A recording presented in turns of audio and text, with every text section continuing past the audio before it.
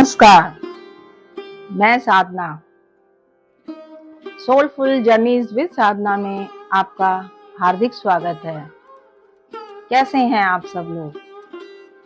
आज की इस सोलफुल जर्नीज में हम डिस्कस करेंगे कि अगर हमें अपने पितरों की पहचान ना हो तो क्या करना चाहिए। जैसे अक्सर ये आम कॉमन आदमी की प्रॉब्लम होती है कि उसे अपने माता पिता का नाम तो याद होता है, लेकिन उनके दादा दादी, उनके परदादा परदादी आदि के विषय में उन्हें कुछ नहीं मालूम होता। तब इस केस में वो क्या करेंगे? तो अक्सर लोग यही पूछते हैं, अगर हमें अपने दादा से पहले की पीढ़ियों का पता ही नहीं है तो हम किसका श्राद्ध या फिर किसका तर्पण करेंगे। महाभारत का अनुशासन पर्व कहता है, अपि नाम ना विधात तु अपि गोत्रम ना जानति केवलम मम पितरः इति स्मरणम तु तृप्तिदम। यानी भले ही व्यक्ति अपने पितरों का नाम या गोत्र ना जानता हो, केवल और केवल मेरे पितृ कहकर स्मरण करता रहे तो भी वह उन्हें तृप्त कर सकता है। गरुड़ पुराण का पितृखंड कहता है, नाम ना गोत्र तो वापि केवलम मात्र कुलोद्भवः श्राद्धम पितृम विधानेन सर्व संपद्यते फलम। यानी अगर नाम और गोत्र भी ना पता हो तो केवल मात्र या पितृ कुल की स्मृति से ही किया गया श्राद्ध भी पूर्ण फलदायी माना जाता है। इसका अर्थ हुआ कि पहचान ना होने पर भी सामान्य पितृ रूप में स्मरण करना पर्याप्त है।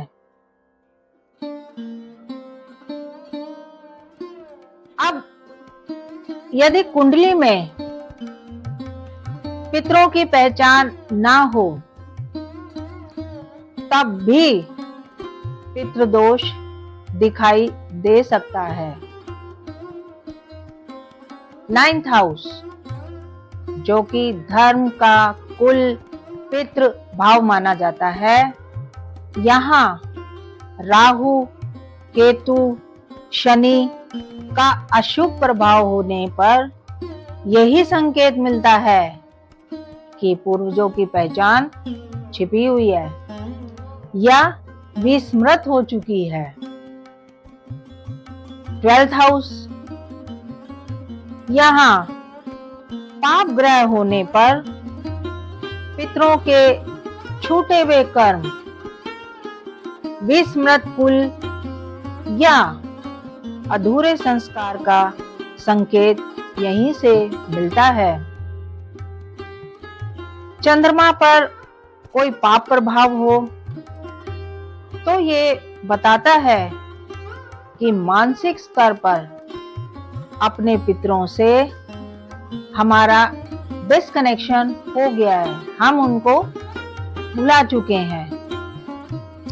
उदाहरण के लिए, यदि किसी की कुंडली में 9th हाउस में केतु बैठा है तो अक्सर वह अपने कुल या पितरों की जानकारी से वंचित रहता है। अब यदि हमें जन्म कुंडली के बारे में कुछ पता ही ना हो तो ऐसे कौन से लक्षण हैं जिनसे हम इस तथ्य की पहचान कर पाएंगे। बिना कुंडली देखे यह पहचान सकते हैं कि व्यक्ति को पितरों की जानकारी है या नहीं, और वे स्मरण चाहते हैं या नहीं। जैसे घर में बार बार वंश, गोत्र या कुल की बात आते ही कंफ्यूजन होना शुरू हो जाना। सपनों में किसी अज्ञात पुरुष या किसी अज्ञात स्त्री का बार बार दिखाई देना जिसका चेहरा स्पष्ट ना हो। परिवार में यह कहना कि हमारे दादा से पहले के बारे में हम में से कोई कुछ नहीं जानता। पूर्वजों की तस्वीरें या दस्तावेजों का खो जाना, ये सभी संकेत हैं कि पितृ चाहते हैं कि भले ही नाम ना पता हो, गोत्र ना पता हो, लेकिन उन्हें स्मरण और उनका सम्मान मिलना ही चाहिए। यदि किसी व्यक्ति को अपने पूर्वजों का कोई इतिहास नहीं पता, तो वह आइडेंटिटी क्राइसिस का शिकार हो जाता है। आइडेंटिटी क्राइसिस का मतलब कि उसे अपने पूर्वजों से संबंधित कुछ नहीं पता। उसके भीतर ये खालीपन होता है कि मैं कौन हूं, कहां से आया हूं। आधुनिक विज्ञान मानता है कि भले ही आपको आपके एंसेस्टर्स का नाम ना पता हो, लेकिन उनके ट्रेट्स, उनके गुण या दोष आपके डीएनए में आ ही जाते हैं। इसलिए बिना नाम जाने भी उनके प्रभाव आप तक पहुंच जाते हैं। वैज्ञानिक दृष्टि से पूर्वजों का स्मरण एक कलेक्टिव मेमोरी प्रैक्टिस है जो हमारे पूरे परिवार को मजबूत रखता है। अब इसकी रेमेडीज क्या है, इसके सरल उपाय क्या हैं?